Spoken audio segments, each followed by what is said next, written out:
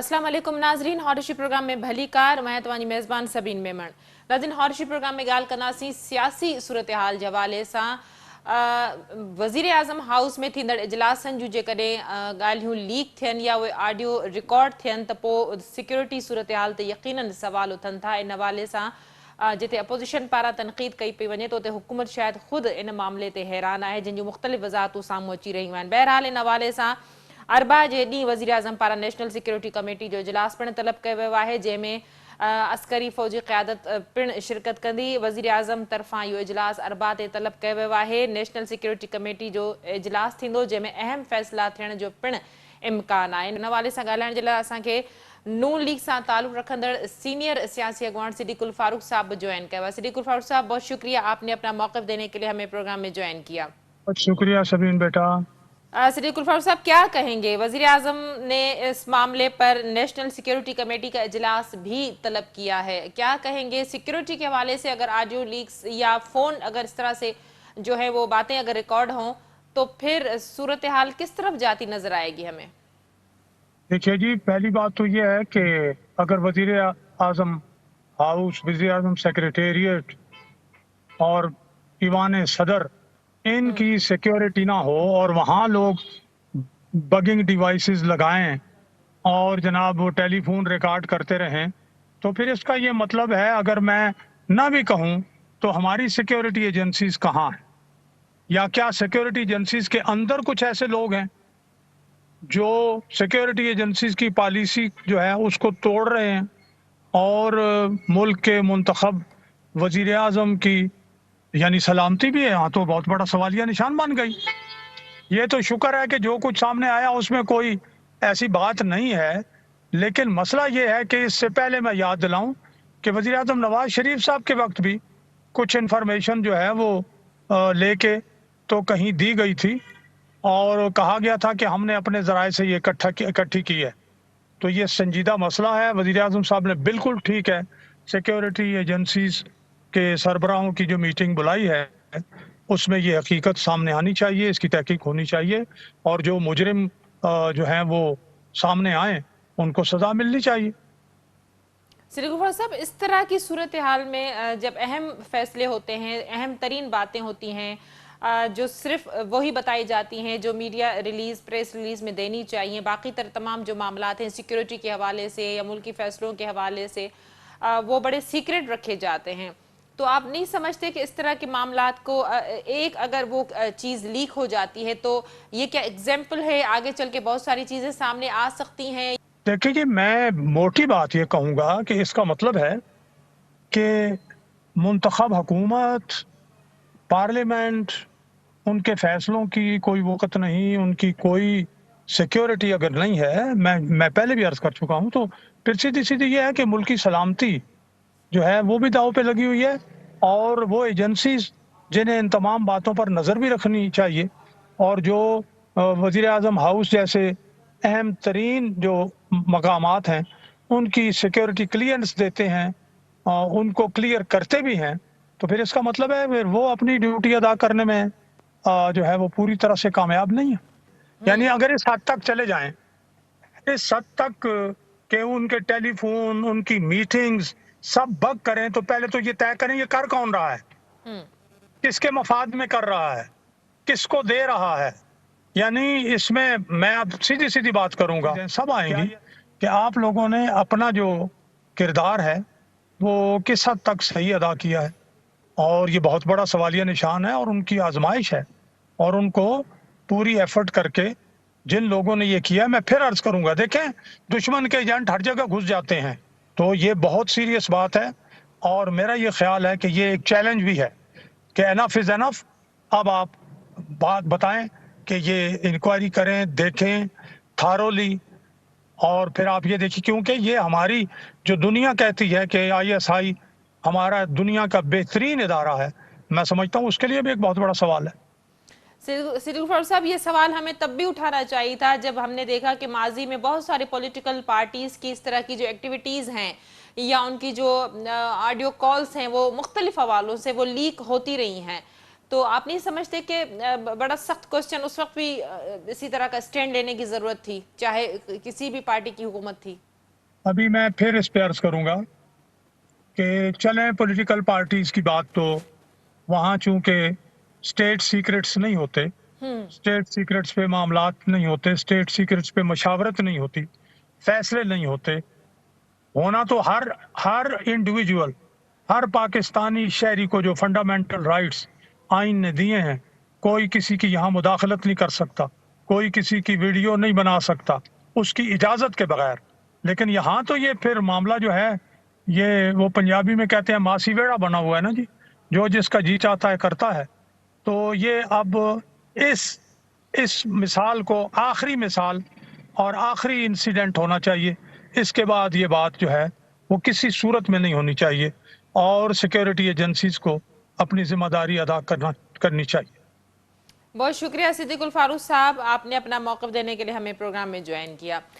नाज़रीन, नून लीग सां ताल्लुक़ रखंदड़ सीनियर सियासी अॻवान सिद्दीकुल फारूक असां सां गॾु, हुन जो चवणु हो त इन ॻाल्हि खे आख़िरी ॻाल्हि साबित थियणु घुरिजे। इन हवाले सां वज़ीर आज़म पारां जेको नेशनल सिक्योरिटी कमेटी जो इजलास तलब कयो वियो आहे, यकीनन ख़ुशि आईंदा आहे, पर ज़रूरत इन ॻाल्हि जी आहे त मुस्तक़बिल में इन तरह जा मामला न थियणु घुरिजनि। माज़ी में बि इन तरह जूं शयूं थींदियूं रहियूं आहिनि ऐं सियासी पार्टियूं हिक ॿिए जे ख़िलाफ़ इन्हनि शयुनि खे इस्तेमालु पिणु कंदियूं रहियूं आहिनि, पर ही मुल्की सलामती जे मामले जे हवाले सां आहे ऐं इन्हनि इजलासनि में मुल्की सिक्योरिटी जे या मुल्की सलामती जे हवाले से अहम डिस्कशन, अहम फ़ैसिला थींदा आहिनि ऐं ही हिकिड़ो क़ौमी राज़ पिणु इन में डिस्कस थींदा आहिनि। इन तरह जो जेके शयूं लीक थियणु यकीनन सिक्योरिटी इदारनि जी कारकर्दगी ते हिकिड़ो सवालिया निशान आहे। प्रोग्राम जे सिलसिले खे जारी रखंदासीं। वक़्तु थियो आहे मुख़्तसिर वक़फ़े जो, वठूं था वक़फ़ो।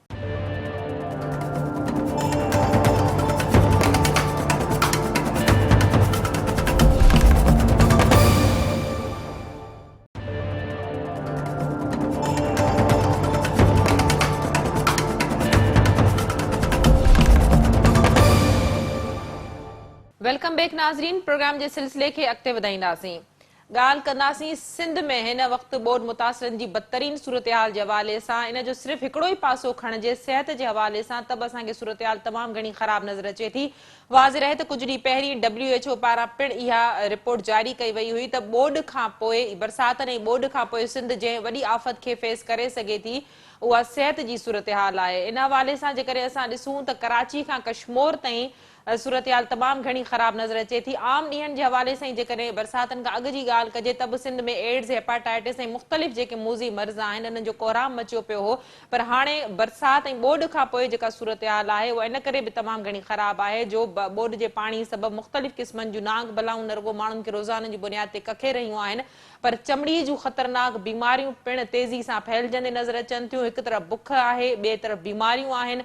इन खां अलावा जेकॾहिं मलेरिया ऐं डेंगी जी वाध जे हवाले सां ॻाल्हि न कजे त उहा यकीनन ज़्यादती थींदी, जंहिंमें पिणु असांखे हुकूमत जी नाकामी या नाअहली नज़र अचे थी। वाज़ रहे त स्प्रे जे हवाले सां हुकूमत पारां केतिरा ई किरोड़ रिलीज़ करण बावजूदि असांखे मख़सूस इलाइक़नि खां अलावा किथे बि मच्छर मार स्प्रे थींदे नज़र नथो अचे ऐं ॿोॾि मुतासिर इलाइक़नि में सूरतहाल तमामु घणी ख़राबु आहे, जिते हुकूमत खे घुरिजे हा त 24 कलाक एमरजेंसी जी बुनियादनि ते मेडिकल जूं सहूलतूं या डॉक्टरनि जो अमले खे मौजूदगी खे यकीनी बणाइजे हा।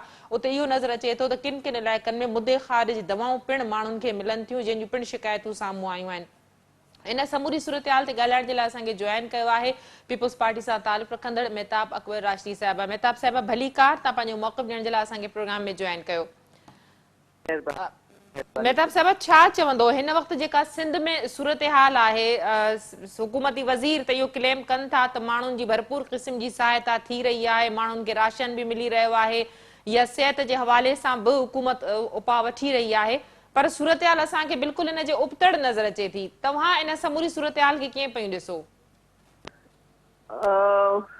सभिनि छा तबसरो कजे, मूंखे सम्झ में नथो अचे त हुकूमत ज़रूरु पंहिंजो पाण खे डिफेंड कंदी, पर ॻाल्हि उहा ई ॾिसण में ईंदी आहे जेका तव्हांखे पिण ते थींदी नज़र अचे। ॿी ॻाल्हि त जेका बि हिकिड़ो वॾो जेको सिलसिलो थियो आहे सैलाब जो, मींहं जो, उन खां पोइ सैलाब जो, ऐं उन खां पोइ माण्हुनि जा घर ॿुॾी वञणु, उहो एतिरो वॾो तादाद आहे जेको लखनि जे तादाद में आहे। हाणे उन में हुकूमत जेकॾहिं पुॼी हा त माण्हू छो रड़ियूं कनि, मूंखे नथो सम्झ में अचे। पर तव्हां जिन पंहिंजे ॻाल्हाइण में असांखां अॻु में ॻाल्हाइण में जेके शयूं तव्हां वाज़िह पिया कयो उन में ॾिसो टिनि शयुनि जी माण्हुनि खे ज़रूरत आहे। हिकिड़ी इहा त कम अज़ कम उहो पंहिंजो सिर त लिकाए किथे वेहनि। असां इहो ॾिठो आहे त हिते सेमनि जी खोट आहे तमामु घणी। जेकॾहिं वज़ीर ख़ारजा बि इहो चवे मुल्क जो त असांखे 15 लख अलाए केतिरा लख खेमा खपनि ॿाहिरि मुल्कनि में वेही इहा ॻाल्हि करे त इन जो मतिलबु इहो आहे त असांजे मुल्कनि में शायदि खेमा ठाहिण वारा लॾे विया आहिनि या हुननि जी कैपेसिटी एतिरी कोन्हे। असां हाणे वाझायूं था ॿियनि मुल्कनि जे तरफ़ त उहे असां ॾे मोकिलनि खेमा। इहा बि ख़बर पई आहे त रोज़ाना अलाए केतिरियूं जेके आहिनि से फ्लाइट्स अचनि थियूं लहनि थियूं, रोज़ाना ट्रकूं भरिजी किथे वञनि थियूं, किथे थियूं वञनि उहो बि ख़ुदा खे ख़बर आहे। राशन रोज़मर्रा जी शइ आहे जेका 3 वक़्त माण्हूअ खे मानी खाइणी आहे ऐं तव्हां सरासरी जेकॾहिं ॾिसंदव हर घर में त 5 खां 7 या 5 खां 10 भाती त आहिनि ई आहिनि जिन में ॿार बि मौजूदु आहिनि। छा ॿारनि खे खीर मिले थो? असां ॿकरी या ठॻियुनि जी ॻाल्हि नथा कयूं पिया छो त ढोर बि लुड़ी विया आहिनि त जेको दॿनि वारो खीर हूंदो आहे छा उहो पहुचे थो? चवण जो मक़सदु इहो आहे त बजाए इन जे जो हुकूमत पंहिंजो पाण खे डिफेंड करे ऐं माण्हुनि ताईं नथी पहुचे उनखे पंहिंजे सॼे सिलसिले खे ॿीहर ॾिसणो पवंदो त ख़ामी किथे आहे। इहो चवण त असांखे तनक़ीद न कयो, असां वञूं था वेंदा हूंदा, पर जेका हिकिड़ी शइ आम तरह सां ॿुधजण में अचे थी त हुननि जी विरासत जो तरीक़ो जेको आहे उहो शायदि डिफेक्टिव आहे, उहो शायदि हुन में ख़ामी आहे। उन्हनि इहो चयो आहे हुननि जा जेके MNAs आहिनि या चूंडियल नुमाइंदा आहिनि या वज़ीर आहिनि उहे चवनि था त असांजे हथनि सां इहा शइ विराइजे। जॾहिं उते थी अचे पई त उन्हनि जी वरी पंहिंजी ज़ाती नापसंदि या प्रिफरेंस अची थो वञे। हे मुंहिंजो माण्हू आहे, हिन मूंखे वोट ॾिनो, फलाणे वोट न ॾिनो। शायदि हुननि जी कसोटी इहा आहे परखण जी या क्राइटेरिया इहा आहे माण्हुनि खे जाचण जो। उन में देरि थी वञे, हू शायदि शयूं रखी था छॾनि, पक करणु था चाहिनि। त मां सम्झां थी त हिनखे तमामु जल्दी रिव्यू करणो पवंदो ऐं जेकॾहिं हू पाण नथा पहुची सघनि त जेके मैदान में लथल आहिनि गैर सरकारी तंज़ीमूं उन्हनि खां मदद वठण में को हर्ज त कोन्हे न। उन्हनि खे पाण सां गॾु मिलाईंदा त वधीक आसानी थी वेंदी।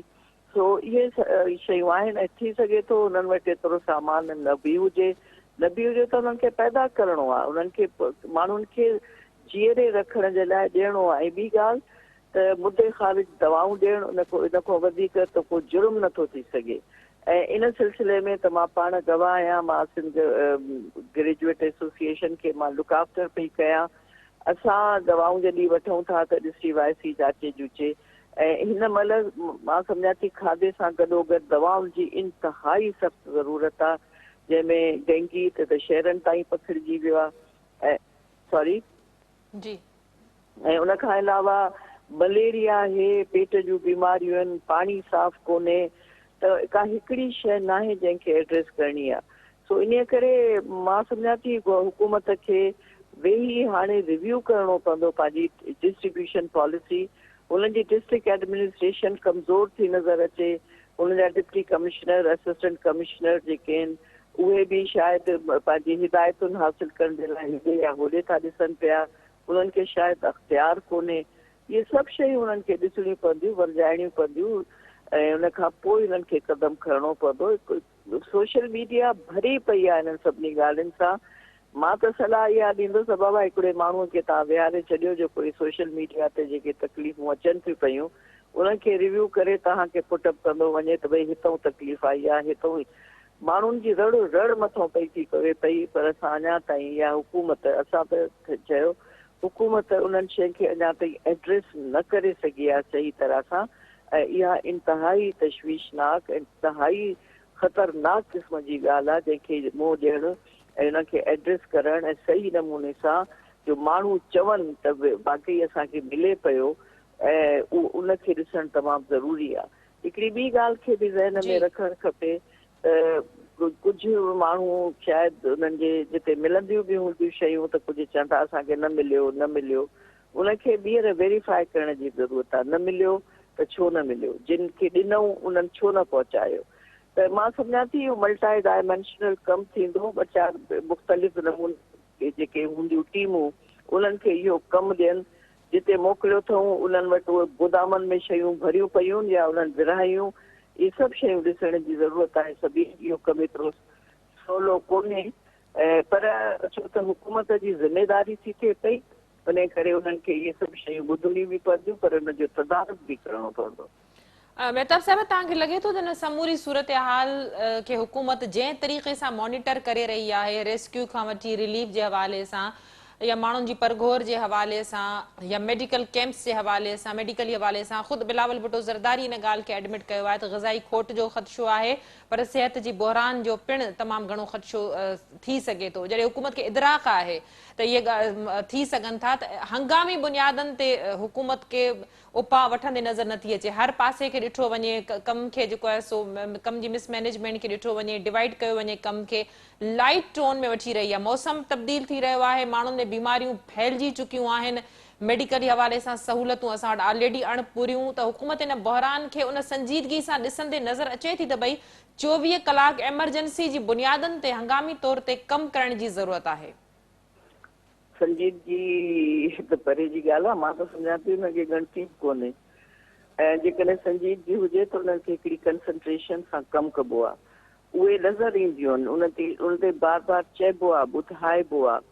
असां तव्हां ॾिठो आहे त सिंध हुकूमत जी कैबिनेट जी का मीटिंग थी आहे, तव्हांखे वेझड़ में का नज़र अचे थी इहा ॻाल्हि?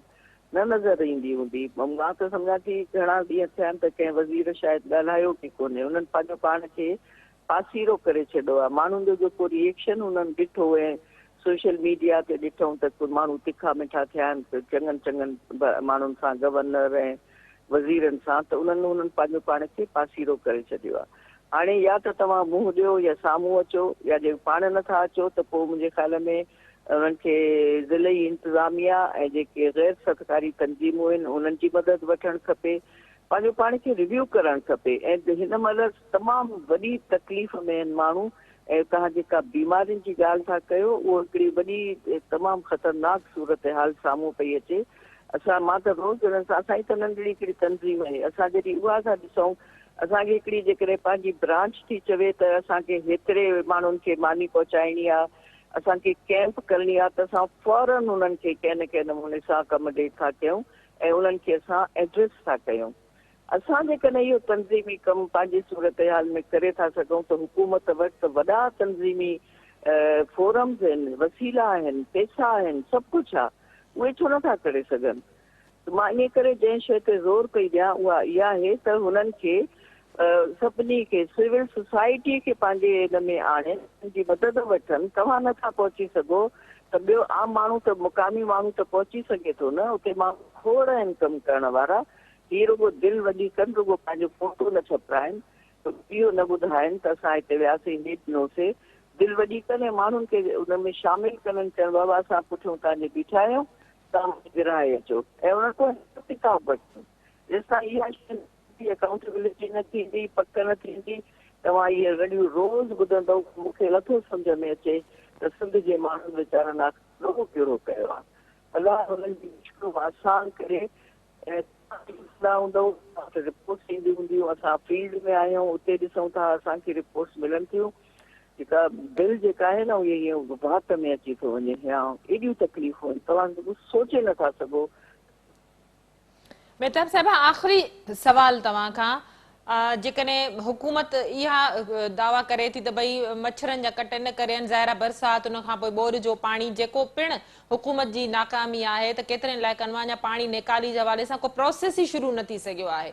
सिंध जी राजधानी कराची में बरसाति ख़तमु थिए केतिरा ई ॾींहं गुज़री विया आहिनि, पर केतिरनि इलाइक़नि में असांखे मुख़्तलिफ़ जायुनि ते बरसाती पाणी बीठल हुजण जे करे हाणे हालत इहा आहे जो डेंगी कराची में हिकिड़ी शिद्दत वबा इख़्तियार करे वियो आहे, ऐं कराची में केतिरा ई माण्हू आहिनि जेके न रुॻो फौत थिया आहिनि पर सख़्तु मुतासिर आहिनि मलेरिया ऐं डेंगी जे केस। जेकॾहिं सिंध जी राजधानी कराची में हुकूमती कारकर्दगी जो आला नमूनो आहे, जिते समूरी सियासत कराची खां शुरू थिए थी, सभई सियासी पार्टियूं कराची खे पंहिंजो जेको ऑन करण जी ॻाल्हि कनि थियूं, पर कराची में ई डेंगी जे हवाले सां या वॾी हिकिड़ी वबाई मर्ज़ इख़्तियार करे वियो आहे, शिदत इख़्तियार करे वियो आहे, त तव्हां सम्झो था त हुकूमत जी कारकर्दगी बाक़ी इलाइक़नि में, सिंध जे बाक़ी ज़िलनि में वञी छा हूंदी?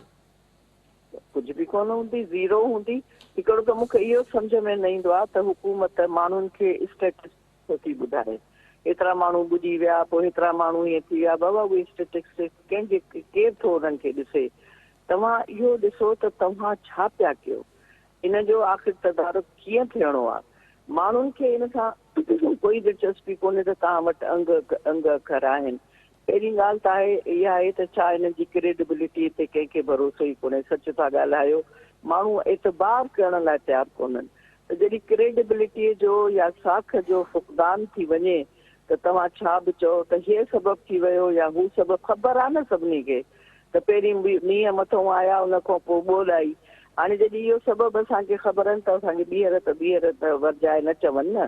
ऐं माण्हू नथा मञण लाइ तयारु नथा थियनि। जेसि ताईं हुननि जो आज़ार ख़तमु नथो थिए, जेसि ताईं हुननि जूं तकलीफ़ुनि खे को ॿुधण वारो कोन थो अचे पियो, तेसि ताईं हू कंहिं शइ ते एतबार बि न कंदा। ऐं सभिनी खां पहिरीं ॻाल्हि इहा आहे त उहा जेका शइ तव्हां कयो था उहा ॾिसण में अचणु खपे, ॿुधण में अचणु खपे। तव्हां महिरबानी करे सिविल सोसाइटी खे पाण सां गॾु खणो, माण्हुनि ते एतबार कयो, फोटो कढाइण खां परहेज़ कयो, ॿुधाइण खां परहेज़ कयो, बिस्मिल्लाह करे शुरू थी वञो।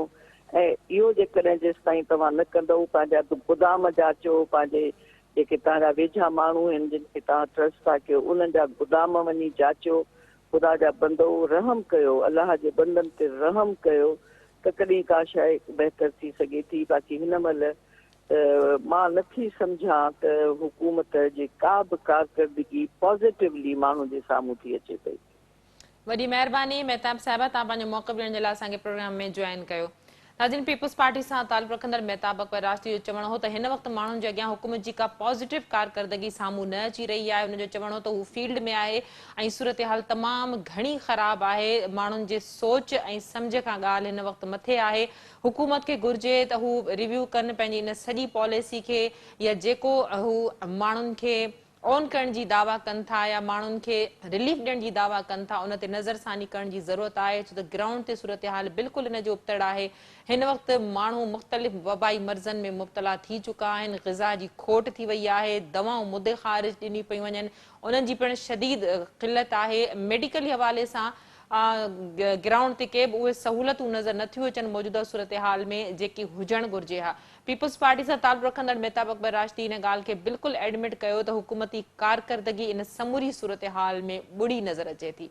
प्रोग्राम जे सिलसिले खे जारी रखंदासीं। वक़्तु थियो आहे मुख़्तसिर वक़फ़े जो, वठूं था वक़फ़ो।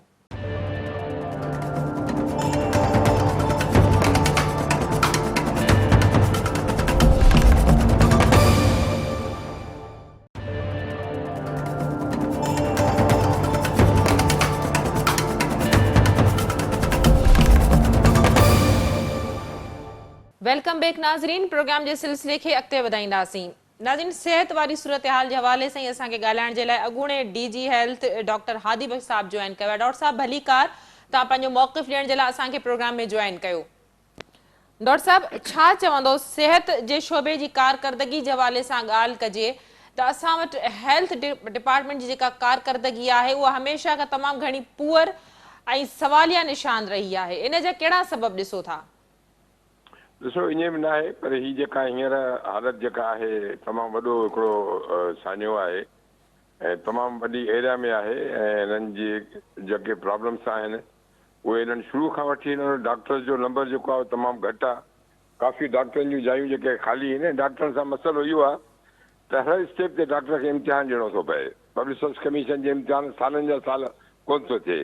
हज़ारे डॉक्टरनि जूं जायूं ख़ाली पियूं आहिनि। जॾहिं अस्पतालूं ख़ाली हूंदियूं त हेॾे वॾी जेका मुसीबत हींअर आई आहे उनखे केरु मोड़ ॾींदो? ऐं हींअर को हिकिड़ी जाइ ते माण्हू कोन वेठा आहिनि, अलॻि अलॻि जाइनि ते वेठा आहिनि, अंदरि फाथा वेठा आहिनि। उन्हनि ते पहुचणु ॾाढो ॾुखियो आहे। ऐं डिपार्टमेंट त सभु ख़तमु थी चुका आहिनि। तव्हां जुडिशरी वठो, तव्हां रेवेन्यू वठो, तव्हां हेल्थ वठो, तव्हां एजुकेशन वठो, कहिड़ी डिपार्टमेंट पाकिस्तान में हींअर बहितर आहे जेका चवंदा असां सुठो कमु कयूं था पिया? हेल्थ डिपार्टमेंट उन्हनि सां गॾु ई आहे। सभु डिपार्टमेंट तबाह थी चुकियूं आहिनि।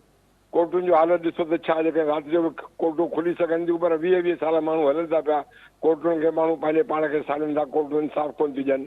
तव्हां वञो जेकॾहिं रेवेन्यू में त रेवेन्यू में तव्हांखे सालनि जा साल लॻी था तव्हां खाता मटायो। अहिड़े तरीक़े सां पुलिस में जेकॾहिं वञो तव्हांजी चोरी थी वञे, झाड़ो लॻी वञे, कुझु बि वञे, केतिरा माण्हू मरी था वञनि। डिपार्टमेंट्स असांजूं तबाह थी चुकियूं आहिनि। असांजी हुकूमतूं जेके आहिनि उन्हनि अहिड़ो बेड़ो बोड़ियो आहे। हेल्थ डिपार्टमेंट जो उन वांगुरु इहा ॾिसो, जेकॾहिं हेल्थ डिपार्टमेंट बहितर कमु करे त उहो रोज़ु माण्हू छो वधीक मरनि। हर ॾींहुं जेको आहे माण्हू वधीक मरे थो पियो। पाण चवनि था त असांजूं 1000 खां वधीक जेके अस्पतालूं आहिनि उहे पाणीअ जे हेठि अची वियूं आहिनि। माण्हू कुझु अञा ताईं अंदरि फाथा पिया आहिनि, कुझु माण्हू रोडनि ते आहिनि। न हिते मलेरिया जो को स्प्रे आहे, न को हिते ॿी दवा आहे, न को का ॿी शइ आहे। ॾिसो हेल्थ डिपार्टमेंट में डिफरेंट शोबा आहिनि, हिकिड़ा पढ़ाई जा आहिनि, हिकिड़ा इलाज करण जा आहिनि, हिकिड़ा एडमिनिस्ट्रेशन जा आहिनि। ऐं उन खां पोइ मैडम भले पंहिंजे तरफ़ां कोशिशि कंदी हुजे पर हीउ कमु हुनजो कोन्हे मैडम जो, हीउ एडमिनिस्ट्रेटिव कमु कोन्हे। हिन में टेक्निकल माण्हू जी ज़रूरत आहे। असांजी हेल्थ मिनिस्टर भली पंहिंजी जाते कोशिशि कंदी हुजे। असांजी बदकिस्मती आहे त असांखे हेल्थ सेक्रेटरी जो कमु मिलंदो आहे और टेक्निकल माण्हू न मिलंदो आहे। दवाउनि जो असांजो हींअर हर जाइ ते रड़ पई थी पए, मूंखे ॿुधायो रोज़ु ॿार था मरनि, रोज़ु माण्हू था मरनि। ऐं असां वटि ॾिसो पाणी असां वटि आयो साइक्लोन ठटे ऐं बदीन में 99 में असां WHO वारनि खां क्लोरीन टेबलेट्स वरिता हुयासीं।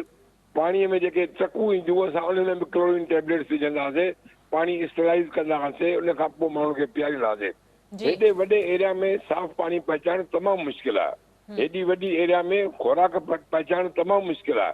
हेॾी वॾी एरिया में डॉक्टर जॾहिं आहिनि ई त थोरा त डॉक्टर कीअं पहुचंदा। मां अॻ में बि चयो आहे, मां 2 महीना 2.5 महीना हिननि खे मिलिया हुया जेकॾहिं कोशिशि कंदा त इहो असांजो सैलाब बि न अचे हा, पाणी बि न अचे हा, आराम सां पाणी निकिरी वञे हा।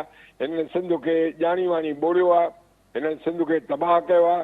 15 सालनि खां न को कंहिं शाख जी खाटी थी आहे, न को कंहिं वाटर जी खाटी थी आहे, न को कंहिं बंद जे मथां कुझु कयो वियो आहे, न को सिमंदालीअ जी खाटी थी आहे। पोइ ज़ाहिर जॾहिं हेॾो पाणी ईंदो त इहा ई तबाही थींदी, ॿियो छा थींदो।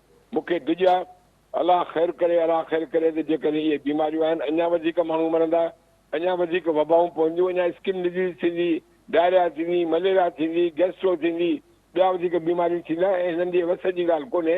मूंखे अफ़सोस आहे, उन ॾाढे मूं ख़बर हिकिड़ी ॾिठी त पंजाब खां 100 डॉक्टर था घुराइनि। हाणे 100 डॉक्टर हिते छा जी कंदा, पंजाब जा डॉक्टर किथे रहंदा, किथे हुननि जो बंदोबस्तु थींदो। सिंध जा हज़ारे डॉक्टर असांजा बेरोज़गार वेठा आहिनि, उन्हनि खां कमु कोन था वठनि, उन्हनि खे पोस्ट नथा ॾियनि, उहे अस्पतालुनि में नथा भरनि। हाणे पंजाब मां डॉक्टर ईंदा अची हुननि खे मदद कंदा। अलाए किथां जो अकुलु अथनि, मूंखे सम्झ में कोन थी अचे। बाज़ार में जेकॾहिं अकुलु मिले त मां हिनखे ख़रीद करे ॾियां। डॉक्टर साहब जिन खोट जी ॻाल्हि कई, जेके सिहत जे शोबे सां ताल्लुक़ रखनि थियूं, डॉक्टरनि खे हर तमामु घणे इम्तिहाननि मां गुज़रणो पवे थो, या डॉक्टरनि जी ॾुखियाईनि जे हवाले सां हुकूमत उन्हनि खे फैसिलिटेट न पई करे सघे, या ॿाहिरां डॉक्टर घुराइनि था, पंहिंजा जेके बेरोज़गार वेठा आहिनि उन्हनि खे अकोमोडेट नथो कयो वञे, त इंटरनली जेके हेल्थ शोबे जा मसइला आहिनि उन्हनि खे जेसिताईं हल न कयो वेंदो त उहे बहितर कारकर्दगी डिलीवर न करे सघंदा। उन्हनि खे हल करण तरफ़ छो न हिन वक़्त ताईं ध्यानु ॾिनो वियो आहे। असांजी हेल्थ डिपार्टमेंट 15 साल अॻु खां वठी तबाह थियल आहे। असांजूं जेके BHU जेका हर हिकु यूनियन काउंसिल में असांजो बेसिक हेल्थ यूनिट हूंदो हो, असांजो रूरल हेल्थ सेंटर हूंदो, उहे हिकिड़ी PPH आहे, हिकिड़ी NGO आहे, ऑर्गेनाइजेशन आहे, उन खे ॾिना विया आहिनि। DHO वटि हाणे उहे आहिनि ई कोन। जॾहिं को प्रॉब्लम किथे बि यूनियन काउंसिल में थियो पुछाणो DHO कोन थो थिए। मूंखे ॿुधायो त हिकिड़ो 20 ग्रेड जो DHO आहे डिस्ट्रिक्ट में अपॉइंट थियल, 18 ग्रेड जो DC हुनखे ऑर्डर थो करे। हे सुप्रीम कोर्ट जा ऑर्डर त 18 ग्रेड वारे खे 20 ग्रेड जो वेही अकाउंट बि ॾिए। हुननि जो कहिड़ो कमु आहे साईं हेल्थ डिपार्टमेंट? हेल्थ डिपार्टमेंट वारनि चूड़ियूं पातियूं छा? हेल्थ डिपार्टमेंट सभु कुझु करे सघनि था। असांजा प्रोटोकॉल में DHO लॻा पिया आहिनि। DC साहिब जेके नाराज़ थो थिए, DHO लाइ लिखे थो, DHO जी बदिली थी वञे। 18 ग्रेड जो ऑफिसर 20 ग्रेड जे DHO खे बदिली कराए थो छॾे। ही को इदारा थोरी आहिनि। हिते रुगो ख़ुशामदी वेठा आहिनि माण्हू, ख़ुशामद कनि था पिया, सफ़ारिश ते अचनि था, पैसनि ते अचनि था। सिंध खे तबाह करे छॾियो आहे। अॻे माण्हू पाणीअ में तबाह कयूं, हाणे माण्हू मारे तबाह कंदा। माण्हू वीचारा बुख में रहंदा, माण्हू वटि पहुची कोन सघिया आहिनि। वधीक हिनखे तव्हांखे छा ॿुधायूं असां। डॉक्टर साहब, आख़िरी सवाल तव्हां खां, त हिन वक़्तु जेका सिहत जे हवाले सां सूरत हाल आहे, ख़ासि करे जेके बरसाति ऐं ॿोॾि जो पाणी अञा ताईं काफ़ी इलाइक़नि में, बल्कि समूरी सिंध जे केतिरनि इलाइक़नि में बीठल आहे, पाणी निकाल करण जे हवाले सां अञा को प्लान ठही न सघियो आहे जंहिं ते अमल थी सघे।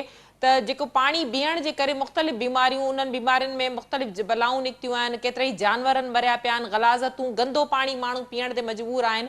केतिरो डेंजर हेल्थ जे हवाले सां इहे इशूज़ साम्हूं अचनि था ऐं अञा उहे अची सघनि मां था। चवां थो त दुनिया में असांजे सिंध में पाकिस्तान में अलाह माफ़ी ॾे एतिरा माण्हू कॾहिं न हुआ हूंदा जेतिरा हाणे मरंदा, अञा मरनि था पिया।